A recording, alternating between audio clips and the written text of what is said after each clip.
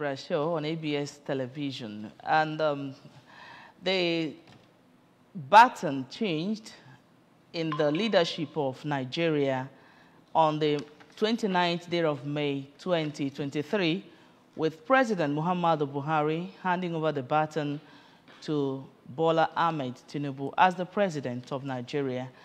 And from that 29th till date, a lot has been going on, a lot of changes in the public sector, in the Nigerian system of government. And we are here today to look at the state of the nation.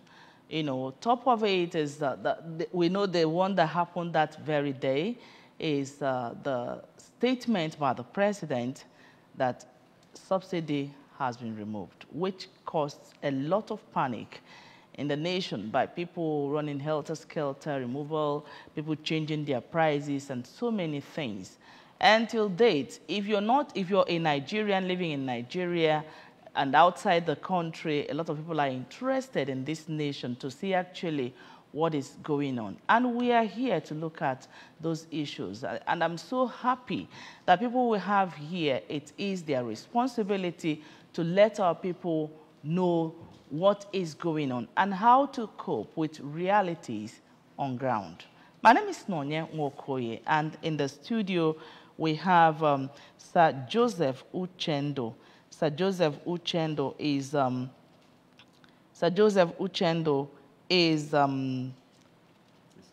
the State Director, National Orientation Agency, Anambra State. You're welcome to the studio, sir. Yeah, thank you, Nonye. How is it? Fine. Good to have you, sir. Thank you. And I'm so delighted that you're here today to let our people actually know what is happening. Yes. All right, we also have Mrs. Ijoma Nzewe. Mrs. Ijoma Nzewe is the Deputy Director. Welcome to the studio, ma'am. Thank you, Nai. I'm glad to be here today. All right. Now, when we talk about the state of the nation, sir, yes, you know, what actually is the National Orientation Agency is doing to let the people know the state of the nation?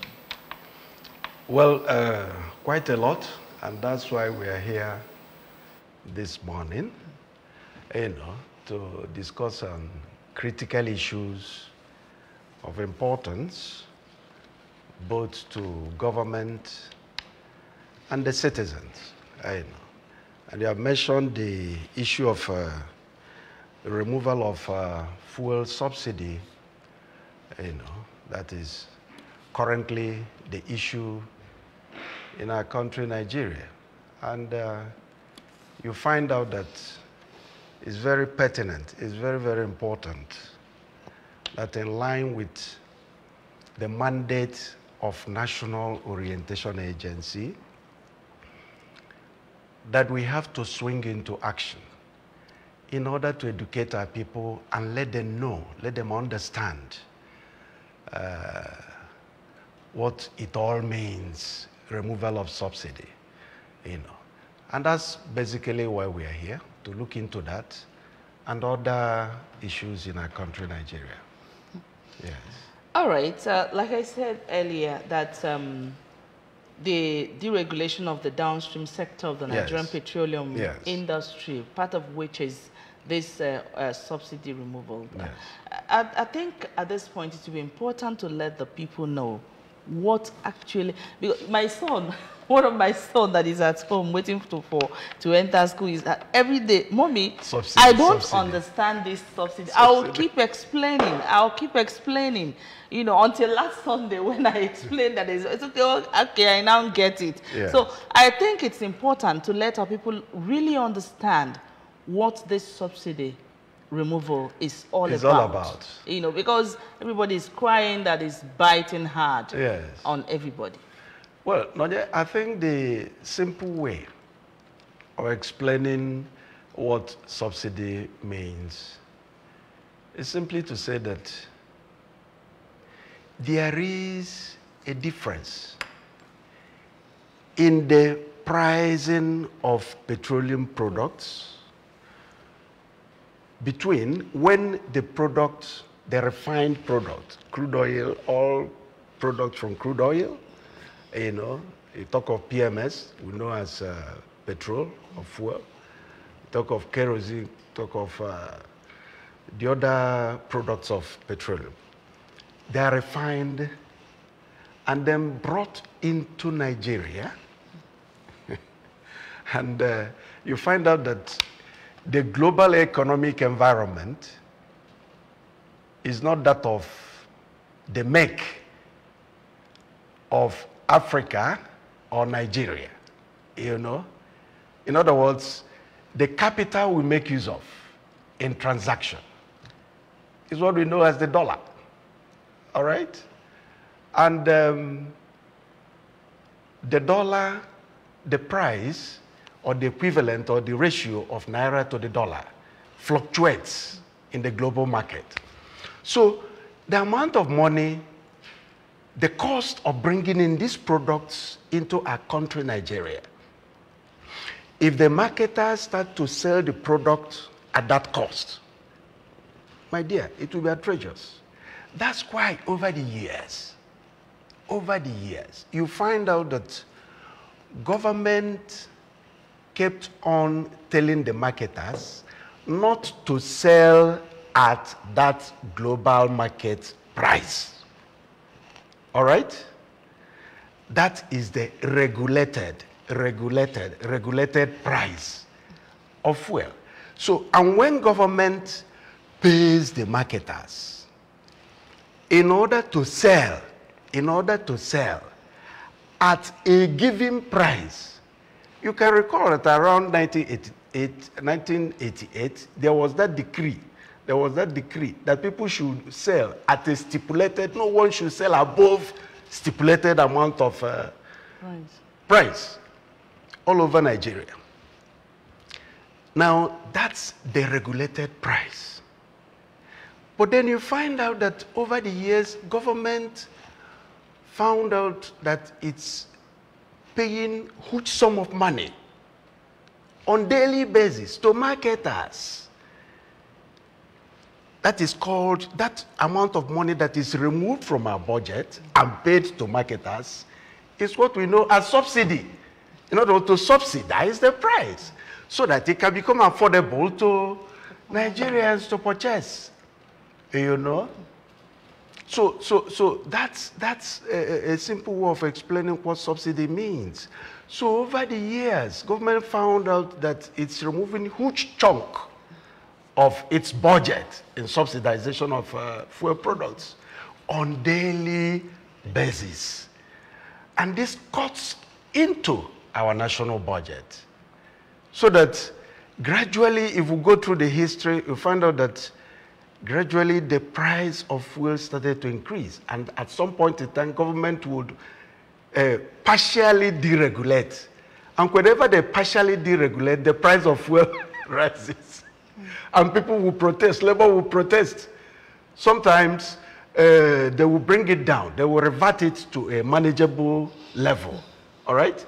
But we know that at some point in time, there was a time fuel products were sold at 5 kobo to 20 kobo, you know, around 80 something. Yes, 90, yes. Then during the Abdul Salami, no, not Abdul Salami, but Shoneko era, it moved to 5 naira. He moved to 5 naira, from kobo now to naira. All right? And then like that. So it's partial deregulation. And then with the coming into, you know, governance, our commencement of the Fourth Republic, the administration of His Excellency President Olusegun Obasanjo really thought of total deregulation. A lot of effort was made to canvass for people's support. But that was because of pressure also. That was not actualized, you know. And then the same attempt was also made in 2015 by the Jonathan administration. That led to a lot of protests. All the way from Lagos. Even some people that are supporting it today yes. actually opposed to that in 2015. So that is it. Now, But the issue is that there is what we call Petroleum Industry Act today. It was Petroleum Industry Bill. Okay, I think we'll get to that. Yes. Let's actually look at, this removal. He's tried to explain what subsidy actually is, Now, as a mother, as a Nigerian, a lot of people are supporting the removal, while the common man on the street is crying because of the impact of this subsidy removal. Now, according to what we had, that subsidy had been removed, and it is supposed, the implementation is supposed to begin by 30th June. Yes. But the president came and just said a word and everything changed. We started suffering before our time. Now, do you think that this is timely, the removal of the subsidy? Do you think the government got it right by not putting in place what they ought to put in place to cushion the effect which Nigerians are facing today? Let us know. I think whatever time they do it, it can never be timely. It will still be opposed. But they mean well. That's the important thing. The subsidy was removed for a good reason. Yes, they should have put some things in place, but whatever things they put in place, people will still oppose it. Even if you pay people triple what they had been earning, and now you remove the subsidy, nobody wants to, they'll still protest. You think so? Because I've seen, global price. I've seen that most of the developed countries, yes, I've seen their minimum wage, which we're not even I don't know. Even up there. We are not even up. Some are 900 and something thousand. Yeah. While we are just talking about 30,000 naira. So, do you think so? The thing is, they are going to do something about it. They should have waited, yes, before raising the price. But even when they raise it, because you see, not just the fuel has increased, everything has gone up with it. So the thing is to take a bold step and do what you need to do.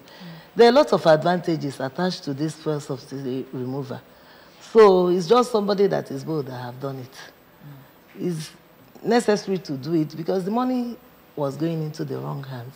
And the money could have been used to do better things. Eventually, it's just that they didn't do what they were supposed to do before doing it. But like I said, whenever they do it, it will still raise. All right. Now, as it is, yes, we are looking at this has come to stay. Now we need to cope with the realities on ground. What actually do you think the people should? Because people are crying. When you go out on the streets, you can count vehicles. You can even count human beings walking around these days. So, what actually, or how best do you think people can cope with this fuel issue that has affected virtually all the things, all aspects of our livelihood in Nigeria? Well, Nonye, I think the worst thing that will happen to our country, Nigeria, is to have what we call collapsed economy. And that's where we are heading without the removal of the subsidy. My dear, it's quite obvious that look at the rate of borrowing the last administration.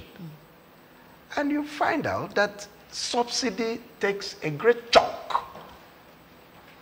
of the money. Of all this.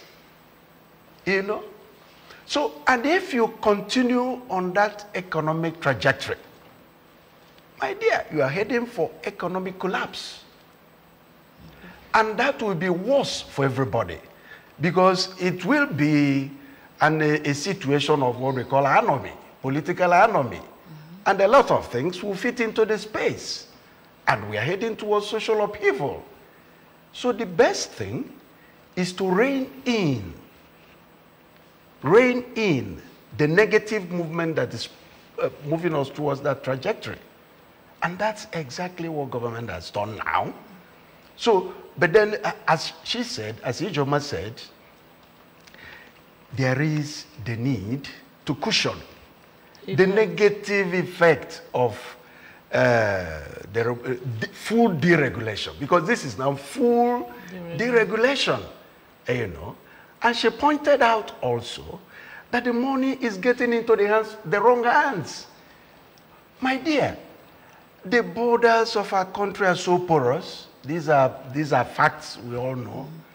And you find out that these marketers, they get the products subsidized. And what do?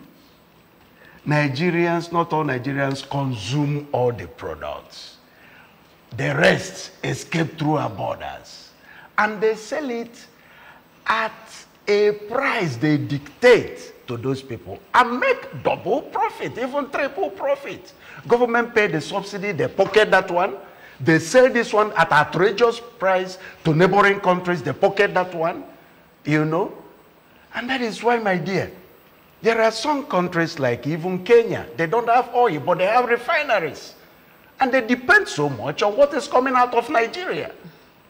You know, so that's exactly what government has done now. I was talking about the Petroleum Industry Act that is in place now. One of the stipulations is that the Nigerian oil producing company, the NNPC, will be privatized. And this deregulation, full deregulation, for NNPC to be making profit, it must work in a deregulated economy in order to make profit. All right? So whichever way you look at it, the onus on the part of our people, now that we have understood exactly what the entire thing is all about, is to brace up, look at the realities on ground, and by His grace we will cope. The other way around will lead us to something worse. That's just the situation. But we believe that government is there. The primary responsibility of government is the protection of the citizens, all right? So government is 100% aware of the negative impacts on the citizens. And we believe they're doing something. The promises are there. And if you listened to the address of Mr. President on the day of inauguration, he underscored that very fact, that the administration will be a listening one. It's going to be based on dialogue and some semblance of inclusivity in all they do. So we are urging the citizens. It's not as if our hands are tied, no, because citizens are supposed to be part and parcel to determine, to understand government policies, programs, and activities. So we expect that there will also be feedback from the citizens to government. All we are urging is that whatever we do, let it be peacefully done. All right. All right? Okay, now we know that unemployment is part of the state of the nation today. The youths are everywhere. Some people come out from the school, they're not doing anything. Some will take, we see graduates riding keke in Nigeria and all whatnot. And we know that in developed countries, you know, part of what they do is volunteerism to engage these youths. Yes. And of course, when they are engaged, the crime will be low in the society. So now, do you really think that the National Youth Volunteer Service Program is a measure to bridge this gap of unemployment in Nigerian youth? It's one of the measures, not really a measure, but one of that is an effort to bridge it. The National Youth Volunteer Scheme aims at getting 150,000 youths to be engaged in something. They will have their own skill by the time they are trained in doing it. So that is a very good step towards curbing unemployment, because when all those ones are employed, you've removed 150 people, 450,000 youths from the job market. And there are other things they are doing to help. Which are? You know, you have a lot of national social investment programs. Like that Empower is also aimed at... We know that we cannot deny the fact that most times these things don't really get across to the people that these are meant for in Nigeria. And as the National Orientation Agency, I think people have a role in this, you know, by ensuring that it gets to the people that actually need those things. Do you think this can fly? The role of the agency, the National Orientation Agency, is a public enlightenment arm of the federal government, all right?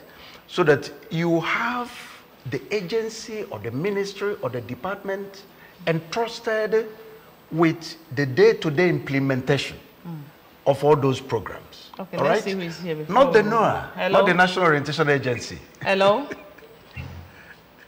Hello. Good morning. Good morning. Your name and your location, please. Yeah, I'm calling from Oka. Who? I thank you all for the wonderful discussion.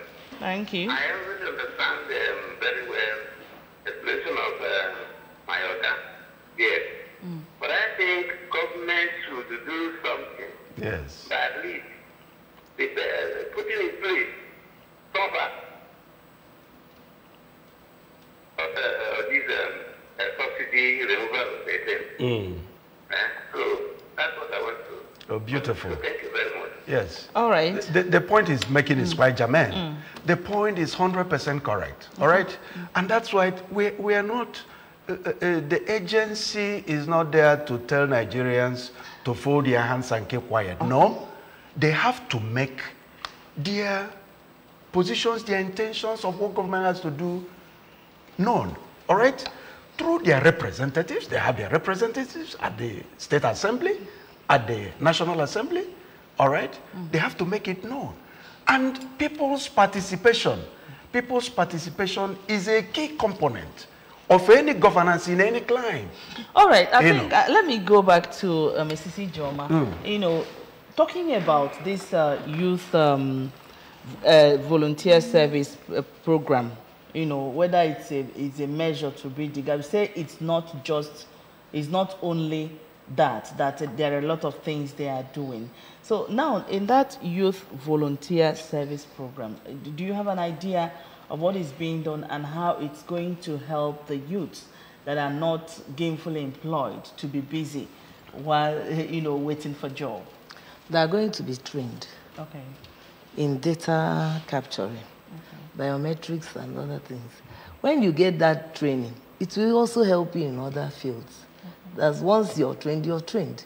So they can use it even when they've captured all the people they need to capture. They can still use the training in other fields. That way they are 100% trained. They are now gainfully employed. On their own, they can use the training they got from there to be useful in other fields. Okay. Is it on now, or is it going on now, or are they going to start it in the nearest future? Yes, it's something that is on already. Okay. But tomorrow, actually, we're going to have, call it a briefing with the core leadership of youth groups in Anambra State, namely the ASATU, the leadership of ASATU Youth Wing, and then you have the National Youth Council of Nigeria, their leadership, and then the Ohaneze Youth Wing. We are going to have at our State Directorate a tete-a-tete, one-on-one with them, in order to give them everything they need to know about this youth volunteer scheme. It's very, very important. And we believe, because you have an organization registered with Corporate Affairs Commission known as National Youth Volunteer. Yes. And the NYV volunteerism actually, Nonye, is as old as governance, you know. But in recent times, it came into the lexicology of global governance as a result of the efforts to achieve the Sustainable Development Goals, SDGs. When it was passed in 2015, you know, governments all over the world were told to engage the assistance of the teeming population of youths globally. A good number of them are unemployed, you know, making use of the volunteer service. It's not as if the volunteering for a particular service means that will not be paid. They will be paid, but not salary. All right? They will be paid what is called a volunteer, you know, a stipend. Okay, stipend. Yes, all right? But in the course of doing that, they acquire skills. For instance, now, NVP approached NOA. And NOA assisted them to get the NIMC, the National Identity Management Commission, you know, in charge of issuing NIN, National Identity Number, and everything. So NIMC now agreed to work with National Volunteer Agency, you know, in order to get these teeming youths that are interested. But the point, everything registration, they have to register, everything is online. They will register with National Volunteer Scheme, you know, they will register with that body, then obtain their certificate, and then those that are registered will now be trained by NIMC to assist NIMC in gathering, giving NIN to Nigerians, you know. So in the course of doing that, they will be paid this stipend, and then they will acquire skills. You know, and this program, I think it's important to know how long it's going to take, and you know, how effective, knowing that we are looking at the state of the nation. Yes. And of course, a lot of young ones, sometimes you see them, they don't have transportation fare, going by what is happening. Do you have any arrangement on how to get them to the venue of the program, or if they are going to be quartered where the program will be held, to enable them participate effectively? Because I think you wouldn't want a situation where the program is a flop. No, I understand exactly what you're saying, and that's why we're going to explain all this to them tomorrow, because the training will be at their respective local governments. Okay. It will be brought closer to them. Very much close to them. Yes. So that is it. I think it's a win-win situation for them when they now volunteer to serve, and a good number of, instead of staying idle at home, they will be moving out every morning, and with this stipend that will be paid them. As a matter, everything is online. The NOA is just there, as I said, as a public enlightenment, and that's exactly what we are doing. Yes, everything will be between them and... All right, the program is Good Morning, Anambra, the state of the nation, coping with societal realities on ground. In the studio, I have Sir Joseph Uchendo, State Director, National Orientation Agency, and Mrs. Ijoma Nzewi, Deputy Director. At this point, you take a very short break. The program returns shortly. Join us again. Fellow Nigerians, government understands what you are going through now as a result of the removal of subsidy. Government understands that cost of transportation has gone up, and many Nigerians are struggling with increased costs. Be assured, this challenging period is short-term. In line with global best practices, when the regulation takes place and the market is opened, increased competition sets in. As other players enter into the premium motor spirit sector, competition will drive prices down. This is what we experienced when the telecom sector was deregulated. Remember, the removal of subsidy will free up much needed resources for government to invest in other critical areas of our national economy. We appeal that you remain patient with government.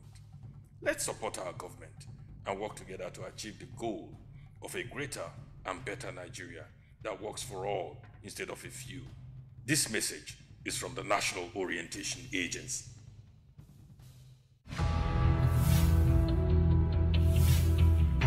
On assumption of office, Mr. Governor Professor Charles Chukwuma Soludo declared a state of emergency on roads in Anambra State. He has since turned the entire state into a construction site. Within 10 months in office, over 270 kilometers of road have been flagged off and contractors paid 30 to 50% upfront. More roads are also being constructed and they will be done with tax money.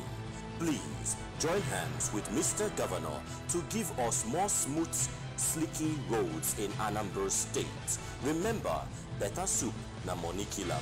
Nnukwu ano kpata nnukwu nkwụ, obele ano akpata obele nkwụ. Please pay your tax as at when due. Maka Odemma, Anambra State. This message is from Anambra Broadcasting Service, ABS.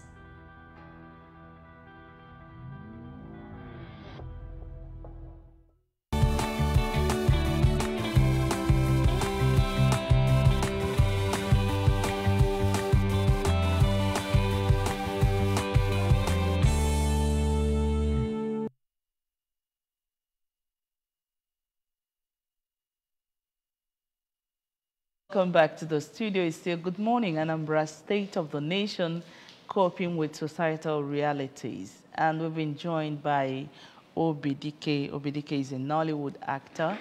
And of course, it will be good for you to know that he is a Chief Programs Officer of National Orientation Agency. Obidike, after this program, you're going to buy time here.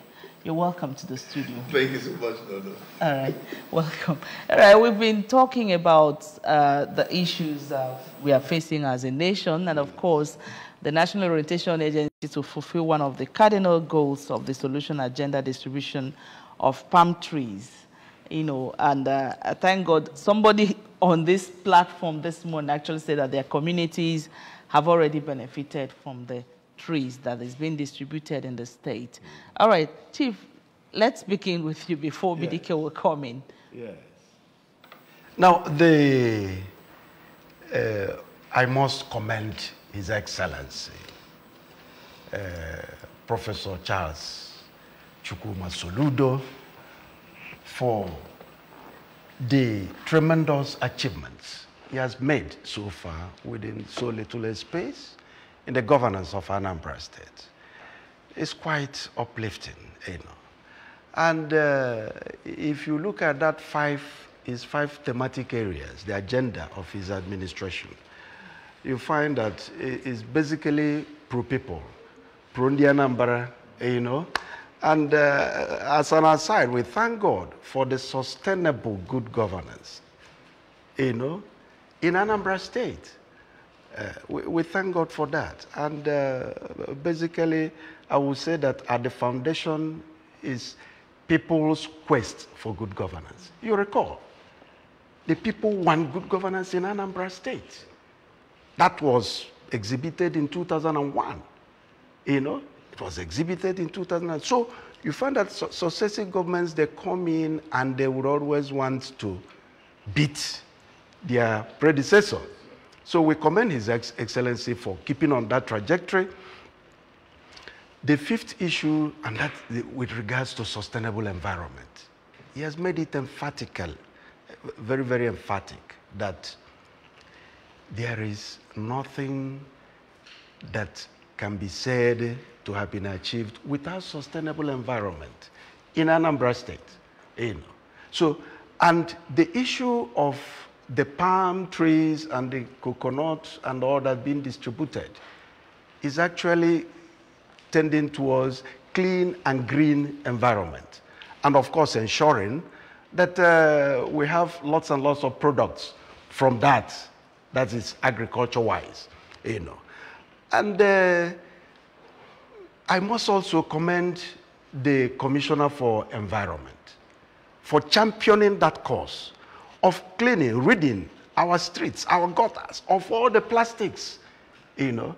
So as he said, we'll reduce the number of plastics in the streets, reuse them, and they recycle them, you know. So the campaign, there is a campaign. It launched about 2 weeks ago on the World Plastic Environment Day, removal of plastics globally. He launched that program. The National Orientation Agency is part of the committee. It's a challenge. That challenge is going to take place in all the communities, among all the communities of Anambra State. And presently, all the communities have been graded according to urban, semi-urban, and the rural areas. The competition will take place among rural areas together, semi-urban areas together as one block, and then the urban areas as one block. You know. So the NOA is part of the committee that will move around to ensure there is a prize. All right. There's going to be a prize. I think this question coming to BDK, you are the best person to answer it, because when we talk about plastic, yes, you know, the environment and plastic and littering and whatever, everybody knows that Onitsha is the worst place to talk about. And it's like, or they can hear the buy or they can, because you ply the streets, you ply the roads on a daily basis, and it's like you cleared yesterday, and coming out today, it looks like you've not done anything. So do you think we can really get Onitsha to be what it ought to be in terms of environment? Yeah, I believe we can. It starts with what we're actually doing now with the Ministry of Environment. That is the enlightenment. And then this competition that is on, it's not just picking it. You're picking it for a purpose. You're going to reuse it, recycle it, but mainly you're trying to keep the environment neat. It's worse when it rains. After the rains, at times I come out to check the gutters. If it's raining and you look at the gutters we have in Anambra, not just Onitsha again, even Oka. There was a day I came out in front of my house and it was bubbling. When I mean like the water was overspilling out from the gutters, and those plastics were littering in front of. And the worst is this what they call takeaway. The takeaway. I think that should be banned in the state. So like what my director said no, and what we started, we're coming in with jingles. We're coming in with, we're everywhere. When you talk of Noah, we're in the whole local government. We're sensitizing people. We're going to churches. We're going to schools. The Y Brigade. The Y Brigade. When we imbibe this into us, I remember the Idiaborn regime, Buhari Idiaborn period. I was so scared to even drop something out of the car because I was scared something will happen and I wouldn't want somewhere dirty. So if we can bring up this campaign and then people will take it up from us, not just you hear it and you. Anambarians, it's time we come up to do something. Let this become, it's an environment we're trying to beautify. It's an environment we're trying to make healthy. And when it's healthy, we have a healthy nation, we have a healthy state. So I believe we can. In Anambra, and when you find Anambra, that he wouldn't be able to do. So in the Anambra, we can do it.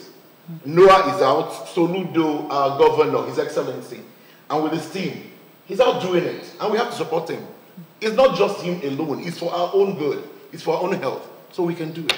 All right, now, in the distribution of the trees, you know, do you think all the communities have gotten, or it's still in the process of reaching to every community in Anambra State? It's in the process of reaching to every community in Anambra State. All the communities are aware of it. Like, I saw a list of, that list came from Nanka, list of those who have indicated their interest. And the number they want. You need to indicate interest. Yes, and the number you want, yes. So everybody is aware of it. All the communities are aware, and they are working towards getting them. Okay. Yes. All right, now, you know, the topic we came up with today, the state of the nation and coping with societal realities. Ndi bias na anugba joso, abaya, you know. Now, I don't know. What do you think our people will begin to do? Because these things have come to stay. The regulation of the oil sector, the unemployment we talked about, and so many other things associated with these things. So let's begin to look at way to go, for the people, so that people don't get crazy. A lot of people are really complaining. So it's important to let us know, what do we do at this point in time so that we still maintain our sanity? Yeah, I'll say first, I always tell myself, this is just going to be for a while. It's not going to be forever. If you have that in mind, that at the long end, it's going to be better, you hold on. But I believe government is going to come out with things that will make it cushion the effect of it. I know they're working on it.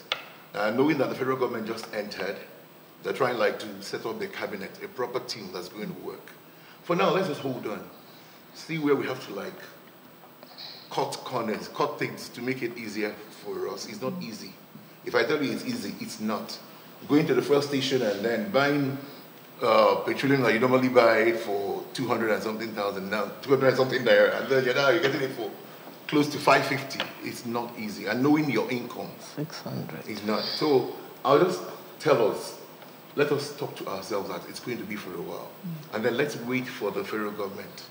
Let's wait for the sake. They're going to come out with palliatives to cushion the effects. Let's just give them a little while. And that palliative is another thing. Mrs. Job, I don't know. When we talk about palliative, because in the morning when we are doing press review, a lot of people that called in fact, actually, one person made a very valid point that in the course of NUC, NLC, dialoguing with the federal government, they should carry everybody along. And we know that this palliative has been an issue in Nigeria. How do you get across to the bright people that actually need these things? How do you ensure that everybody gets what is due to him or her? Like you said, everybody needs this palliative. There are things that are being done in other fields too. So it's not just the one you mentioned is for civil servants. No, NLC palliative and this for everybody. one. But I'm saying the palliative is for everybody. They are doing other things. Like even this NYV is a sort of palliative. Somebody that has been idle and you now give him something to do to make money is a palliative. All these market money, trader money, all those things that trader money is still in place? Yes. It's no longer in place. It is. Jeep, under Jeep, it is. Okay. Well, I think, let me come in. When we talk of making things easier, it's not just on the government too. We as individuals, we need to, because once it happens, now civil servants have something added to them. The market women, they've added something, they add on their own products. Now, I know so many companies came in to help. Some are now saying, we're not going to raise our transport fares from here to here. It's going to be the way it was. We have to make sacrifices for it to work. It's not just a government thing. We all are going to do it together, knowing that it's just going to be for a while. And if we all do it together, the rate of inflation wouldn't go up that high. Who is government? Government is all of us here.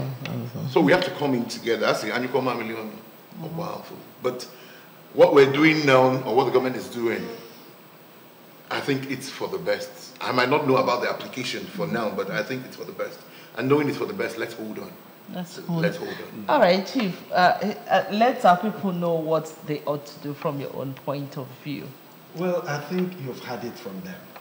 And just like I said, government and governance is basically participatory. There is absolutely no way government, unless it's a dictatorship. If government is a dictatorship, then forget about it. You don't have anything to do with the people. But once it is a democracy, it is participatory, it's inclusive. The views of people must be respected. And that's why we're here, not only to inform our people, but to let them know that to make all these policies and programs work, they have to be part and parcel of it. They have to be part and parcel of it. And also give their feedback, their feelings, how they feel things will be done better. They have channels to do that. They can approach us. We have officers in our 21 local governments in Anambra State. They go there. Nonye, we have, we come from a far place. The National Orientation Agency, yes. You recall the MAMSA days. In the MAMSA days, we were there. Whenever MAMSA comes into any field, into any community, the people congregate. The people are so happy. The people bring their social problems, you know. Well, have you done anything to replace MAMSA now? Because I remember when I was in secondary school, you know, MAMSA, it was during MAMSA that I learned how to make hair. Yeah, good. Yes, I good. learned how to make hair. Good. So I don't know if that National Orientation Agencies have gotten another thing to because MAMSA is no longer here. The truth is there. There is no way NOA can be equated to MAMSA because NOA is not being funded like MAMSA was funded. That's just the basic truth. That's the basic. You know? So, because, look, in those days, every SMO, we call them social mobilization officer. In the 774 local governments, they have a wagon, Peugeot wagon, fitted with public enlightenment system. So that every day, the SMO and his staff, they have something to do, pounding the streets of every community, educating the people on government policies, programs, and activities. And I believe we can get it with an NOA again. NOA is doing a lot. NOA is but I've not really felt your impact. Are you serious? I must say. No. I'll tell you, we're there in every community. And having a working head like people I have here, they don't rest. They don't rest. If I tell you my director came from this morning, you will be. And before he gets here, he would have walked somewhere. And he makes you're always on your toes, you're working because he has the best for the community. And I think I wonder, I'll ask him, did they pay you something extra for this? There's so many programs lined up. There are those we've done already. There's still that's still going to come up within a few months. You're going to see them. We're doing the federal bait. We're doing the state bait. We're doing.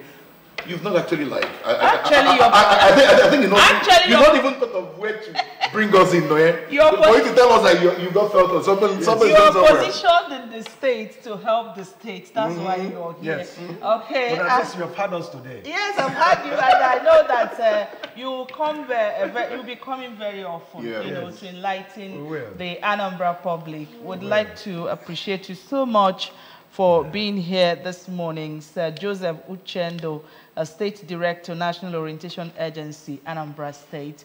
Thank you so much, sir, for being here. Thank you so much, Nanya. We also appreciate you, Mrs. Ijoma Nzewi, Deputy Director, National Orientation Agency. Thank you so much. You're welcome. All right, OBDK, Nollywood actor and Chief Programs Officer, National Orientation Agency. Thank you so much for coming late. Thank you. I'll make sure I'll be there before you the next time. All right. And that's it on Good Morning Anambra Show for today. We'd like to appreciate you so much for watching. Let's do what we ought to do so that we don't really go insane. Our society will be better for it, God willing. My name is Nonye Nwokoye. Let's do this again tomorrow. Bye for now.